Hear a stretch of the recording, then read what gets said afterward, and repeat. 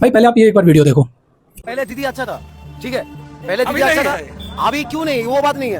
वो जो कलकत्ता में रेप केस हुआ ना, उसके बारे में कोई इंसाफ नहीं हुआ ना, इसीलिए हमको दीदी को अच्छा नहीं लगा। बस यही मेरा तमन्ना है। तो परिवर्तन कर रहे हैं। अरे प्रतिभा ने छोड़िए, ये सब छोड़िए। पहले उसको बोला 10 लाख देंगे, मेरा बहन का करेगा 20 लाख देगा, उसका बहन का करेगा 40 लाख देगा। ये कोई बात है क्या?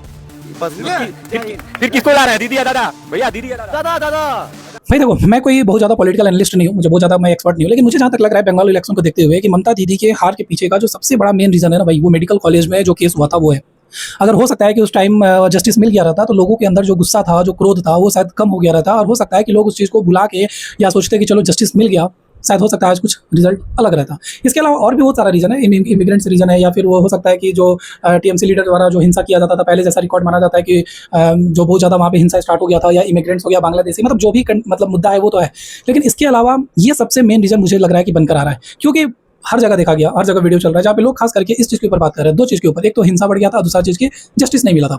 इसके बाद अनएम्प्लॉयमेंट या जो भी फैक्ट्री वैक्ट्री है वो सब सेकंड प्रायोरिटी पे आता है। मुझे लगता है कि प्राइमरी प्रायोरिटी ये था। एक चीज़ होता है ना कि जब इंसान ओवर कॉन्फिडेंट हो जाता है ना, तो यही कंडीशन होता है। सेम केस हमें दिल्ली वाले में भी देखा गया। दिल्ली में अरविंद केजरीवाल इतना ज़्यादा ओवर कॉन्फिडेंट हो गए थे कि उनको पता था कि शायद लगता है कि दिल्ली में उनको कोई बीजेपी कभी नहीं हरा पाएगी। लास्ट में क्या हुआ कि अरविंद केजरीवाल खुद अपने सीट से हार गया। मुख्यमंत्री का तो बात हटाइए, सेम यहाँ पर भी यही हुआ कि ममता बनर्जी अपने सीट से भी हार गई। मतलब मुख्यमंत्री तो बनते रह गई, अब विधायक भी नहीं बन पाएंगे। जब इंसान ओवर कॉन्फिडेंट हो जाता है तो यही रीजन होता है। और इसमें कोई शक नहीं है कि जो बीजेपी एक ऐसी पॉलिटिकल पार्टी है, ऐसे ही अमित शाह को पॉलिटिक्स का चाणक्य नहीं कहा जाता है। उनको मालूम है कि इलेक्शन टाइम में, कैंपेनिंग के टाइम में किस मुद्दे को अच्छे से उठाएंगे तो लोगों के अंदर वो आक्रोश आएगा, और बीजेपी इसका बहुत अच्छे से फायदा उठाई। उस केस के बारे में बीजेपी लोगों के अंदर याद दिलवाई, हो सकता है कुछ लोग भूल गए होंगे, दोबारा उनको याद आया होगा कि हाँ यार जस्टिस नहीं मिला था। और उसके बाद फिर क्या हुआ, इलेक्शन में आपको दिखाई कि मतलब एक वन साइडेड जिसको विक्ट्री कहते हैं, सेम वन साइडेड विक्ट्री अभी देखने को मिला है। और भाई इस बंगाल इलेक्शन से रिजल्ट से भाई बंगाल के लोग सबसे ज़्यादा खुश हैं, उनको कोई दुख नहीं है, क्योंकि वो जानते हैं कि हम जिसको वोट दिए वो जीत गया, चलो ठीक है, मेरे मन का बात हो गया, अब उनको वो आज़ादी मिलेगी। हो सकता है कि जिस डर से या जिस सहमे से वो जीते थे शायद वो कम हो जाए। इसमें सबसे ज़्यादा किसी को दुख हो रहा है भाई तो हमारे देश के लिब्रांडो हैं। एक जर्मन में बैठा एक पिल्ला है, और भारत में कुछ ऐसे लिब्रांडी हैं जिनको सबसे ज़्यादा दुख हो रहा है। उनको लग रहा है कि लोकतंत्र खतरे में आ गया।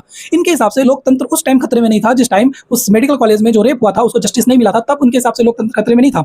इनके हिसाब से लोकतंत्र तब खतरे में नहीं था जब पिछले बार इलेक्शन हुआ था 21 में, और उस टाइम इलेक्शन के बाद कितने कार्यकर्ता को, बीजेपी कार्यकर्ता को मार दिया गया था, तब इनको उस टाइम लोकतंत्र खतरे में नहीं दिखा था। इनको उस टाइम खतरा नहीं होता है जब इमिग्रेंट्स आते हैं भारत में और आके यहाँ पे उत्पात मचाते हैं, तब लगता है कि लोकतंत्र नहीं, मजा आ गया, लोकतंत्र बहुत अच्छा है। बस लोकतंत्र तभी खतरे में आ जाता है जब बीजेपी जहाँ पे जीत जाती है। इनके हिसाब से केरला तमिलनाडु में लोकतंत्र बचा हुआ है, लेकिन बंगाल में लोकतंत्र खत्म हो गया है। मतलब ऐसे लिब्रांडो के बारे में क्या ही बोले भाई। आपका क्या ओपिनियन है, आप कमेंट सेक्शन में बताएं।